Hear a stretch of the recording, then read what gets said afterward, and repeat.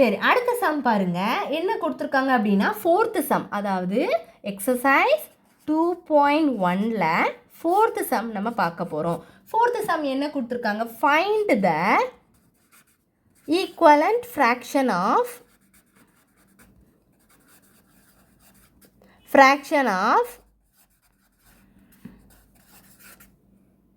11 divided by 15 with numerator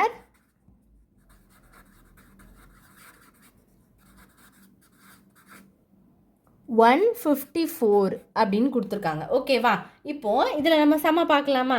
என்ன கொடுத்துருக்காங்க? 11/15 கொடுத்துட்டு நியூமரேட்டரை நம்ம என்ன நம்பரால் இது பண்ணால் நம்மளால் டிவைட் பண்ணால் நம்மளுக்கு என்ன கிடைக்கணும்? 154 வருது அப்படிங்கிறத நம்ம பார்க்கணும். அப்போ ரொம்ப சிம்பிள் தானே. நம்ம என்ன நம்பரால் மல்டிப்ளை பண்ணால் உங்களுக்கு வருதுன்னு பார்க்கணும். என்ன நம்பரால் மல்டிப்ளை பண்ணால் உங்களுக்கு வருது? நீங்களே ட்ரை பண்ணி பாருங்கள். எப்படி ஸ்டெப் எழுதணும்னா, இப்போ வந்து இந்த பக்கம் வந்து நீங்கள் ரெஃபர் செய்கிறதுக்கு வச்சுக்கோங்க. we know that நம்ம என்ன நம்பரால் பண்ணால் ஒரு 11 கூட ஒரு 14 பண்ணுங்களேன். 1 4 is 4, 1 4 is 4, 1 1 is 1, 1 1 is 1, 154. அப்போ 11 கூட 14ஆல் மல்டிப்ளை பண்ணால் 154ன்னு வருது. அப்போ நம்ம எழுதும்போது நம்மளுக்கு வந்து நியூமரேட்டர் தானே பண்ணணும். அப்போ நீங்கள் எழுதும்போது 11 into 4 which is equal to 154. ஏன்னா அவன் நியூமரேட்டரை தான் பார்க்க சொல்லிக்க. அப்போ நியூமரேட்டரை தான் நம்ம பார்க்கணும். போட்டாச்சா?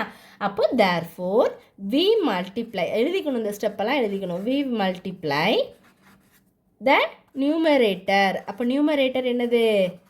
இதால் மல்டிப்ளை பண்ணால் உங்களுக்கு 154 கிடைக்கும். நியூமரேட்டர் என்ன போட்டுக்கணும்? நியூமரேட்டர் வந்து we multiply the numerator and denominatorும் போட்டுக்கோங்க. டினாமினேட்டர் இது நியூமரேட்டர், இன்னொன்று வந்து என்னது? டினாமினேட்டர் பை என்ன வரும்? 14. அப்போது நம்ம என்ன போட்டுக்கணும்?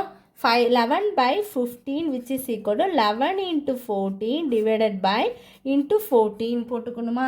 அப்போ என்ன வரும்? 11 கூட 14ஆல் பண்ணால் 154 கிடைக்கும். 15 நம்ம 14ஆல் பண்ணால் 4 5 are 20 வருமா? 0 2 1 4 is 4, 5 6 கிடைக்கும். 1 5 is 5, 1 1 is 1. அப்போ 0 6 plus 5 11 கிடைக்கும். 1 1 வருமா? 210. அப்போது 210 கிடச்சிட்டா. இனிமேல் நீங்கள் என்ன பண்ணலாம்? அதை வந்து கேன்சல் பண்ணியும் போடலாம். இல்லை அப்படின்னா நீங்கள் என்ன பண்ணிக்கலாம்?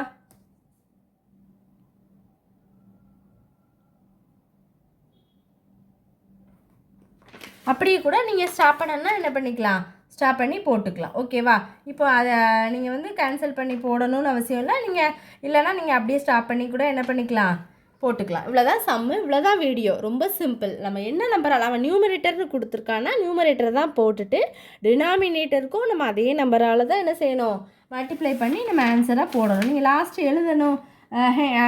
இது வந்து நீங்கள் என்ன எழுதிக்கலாம்? ஹென்ஸ் நீங்கள் இப்படி கூட எழுதிக்கலாம். லாஸ்ட்டு வந்து ஹென்ஸ் 154 டிவைடட் பை 210 என்ன வரும்? இதுதான் வந்து என்னது? ஒரு required equivalent fraction. Is the required equivalent fraction.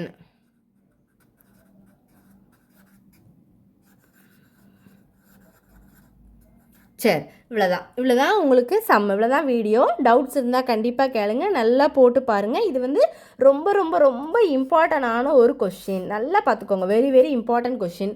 So நல்லா போட்டு பாருங்கள். டவுட்ஸ் இருந்தால் கேளுங்க. ரிப்பீட்டடாக எக்ஸாம் சம்ஸ்லாம் போட்டு பாருங்கள். அதில் டவுட் இருந்தாலும் கேளுங்க. ஆர் வேறு சாப்டரில் வேறு சம் எக்ஸசைஸில் ஏதாவது சம்ஸ் இருந்தாலும் கண்டிப்பாக எதுன்னு எனக்கு ஸ்க்ரீன்ஷாட் எடுத்து அனுப்பி விட்டிங்கன்னா அந்த சம்மை நான் உங்களுக்கு கண்டிப்பாக கிளியர் பண்ணிடுவேன் ஸ்டூடெண்ட்ஸ். தேங்க்யூ. நெக்ஸ்ட் சம் பார்க்கலாம்.